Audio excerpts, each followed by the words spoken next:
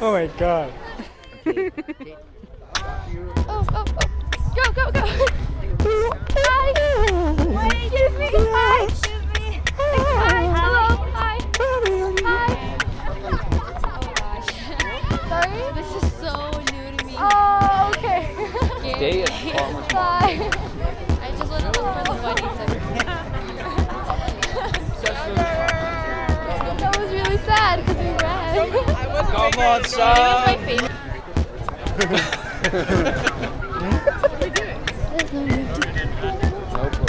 Where? I need you to go deep on this one.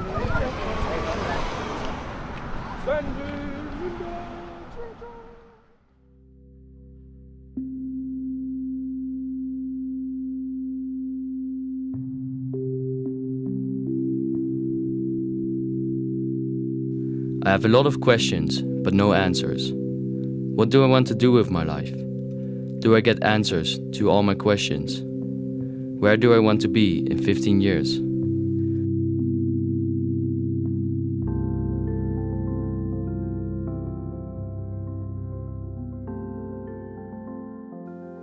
As a girl, I always heard the mantra, "You can do anything you set your mind to."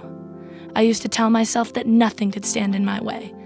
I would be unstoppable.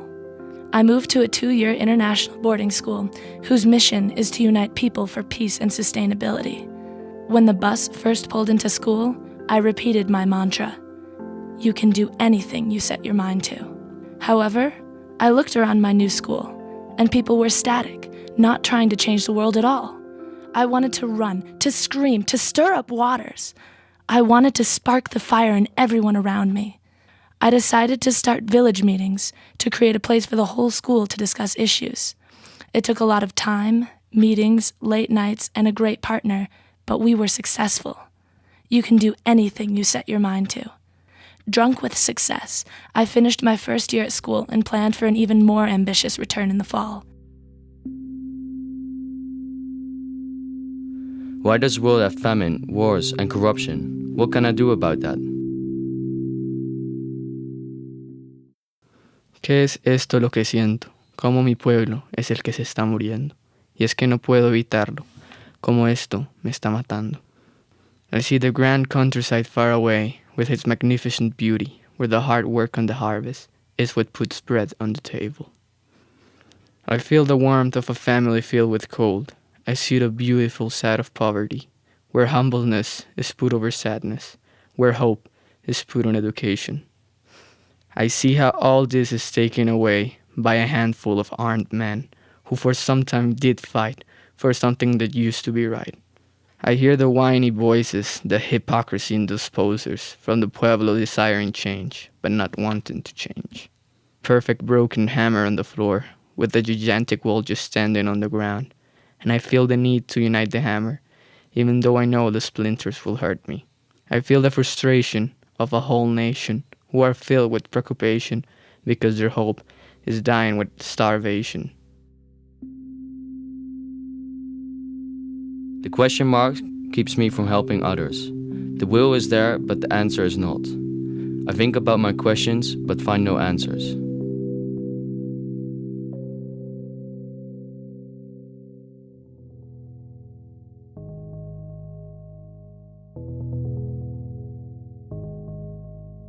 In the midst of chaos and corruption, famine and fatalities, death and destruction, comes the urge to help.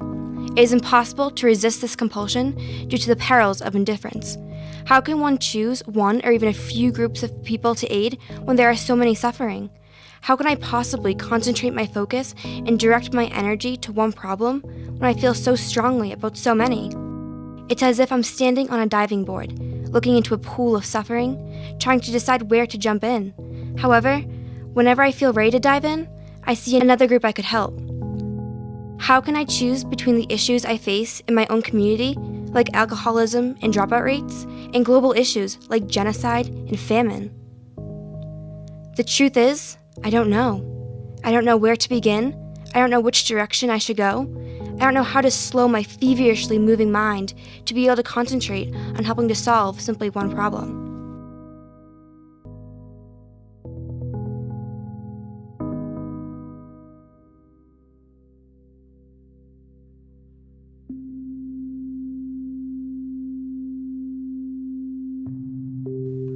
What do I want to be when I grow up? You can do anything you set your mind to.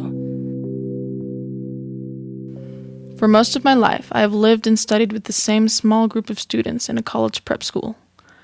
Everything has seemed predetermined for me.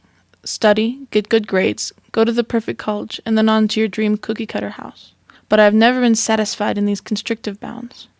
My adventurous spirit has longed to travel far beyond the sight of my peers. Outside of school, my peers' lives consist of sports, shopping, and socializing.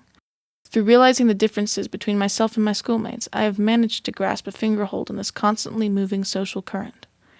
My grasp grows firmer when I realize that my life is not limited to that of my peers, and that there is a world outside of my 3-mile radius bubble. So, I followed my Texas roots to become a rancher. By taking this radical leap away from what I couldn't connect to, I was able to discover my identity on the ranch.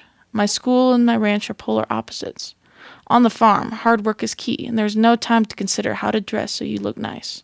The work is dirty, smelly, and often backbreaking in either unbearable heat or freezing cold. Nothing beats the feeling of accomplishment after growing your first tomato or enjoying your first homegrown hamburger. It's exhilarating. If only my peers knew the labor required to grow that corn or plant that bean, then maybe, just maybe, they'd think twice before overfilling their trays with food and throwing it all away. Should I just do nothing, sit around and watch? You can do anything you set your mind to.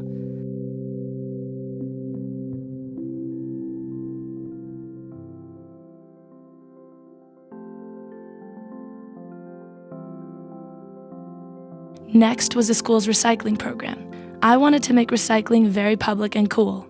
I created a competition between each of the school's 6 dorms. In each week's assembly, I delivered quick, witty PowerPoints that revealed each dorm's scores and talked about the importance and awesomeness of recycling. It blew up. Everyone was talking about it, and the competition became something that people took seriously, even to the point of sabotaging other dorms. I was successful. You can do anything you set your mind to. My frustration has led me to a noble service project idea. Instead of feeling outraged and seeing perfectly good food thrown away, it can be an opportunity. Considering 1 out of 3 food items prepared in the U.S. gets thrown away, the opportunity to have food waste turned into compost is a great and convenient resource. In partnership with my school peers, I will invite them to recycle this food and reuse it. I will put out trash cans to collect food scraps, and with grants and money, we will purchase industrial composters that will turn the food into good dirt. That dirt will then be turned into a huge school garden, which will grow good organic food, which we can use to cook a homegrown meal for the whole school. You can do anything you set your mind to. Am I too young to think about these things? Boxes are considered a place where one stores things, but in this case, it's a place where I feel trapped. A place where I have the means to get out, but each time I try, there's always something or someone there to push me right back down. People such as my elder, in a sense where they feel that the opinion of the younger generation is not considered to be well thought, because they feel that the younger generation mind is not developed to think. And that's what's standing in my way. Knowing that I have the ability to help, but when I try, I always get denied or shut down. You can do anything you set your mind to.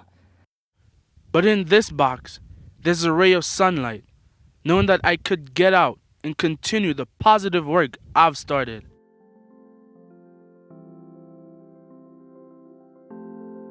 The pressure started taking its toll. I was receiving massive criticism from a teacher whose dorms was getting bad scores. I was busy organizing everything and losing sleep. But I was inebriated by the success of the project, tipsy with the fact that I felt like I was finally doing something that mattered, and that my peers were responding. The day before a big assembly presentation, I was preparing at 2:30 in the morning, trying to get everything perfect. Then, my best friend came in the dim room, looked me in the eye, and said, "Jane, you're losing your happiness." I was rocked. How could I be unhappy if I was doing things I believed in? Where had I gone wrong? You can do anything you set your mind to. I cried that night, desperate to finish the presentation, desperate to figure out what was going on in my life. After calming down for a moment, I realized that I couldn't push forward. I couldn't do what I wanted to do if I didn't realize my own limitations, my own humanity. You can do anything you set your mind to.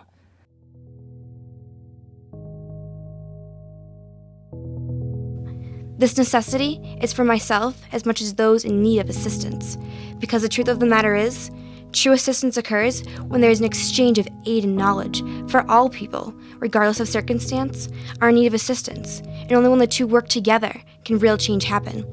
So even though I do not know where I am heading, I know what I want to achieve, and as soon as I see the way in order to do so, I will know, and I will begin.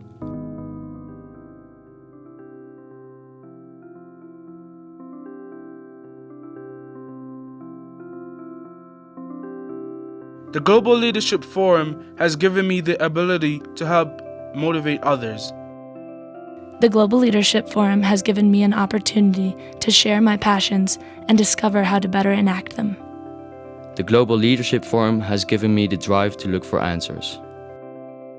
Global Leadership Forum has given me more awareness and decision to fight the problems of my country. It also has given me experience for problems I would probably face while fighting for what I believe in.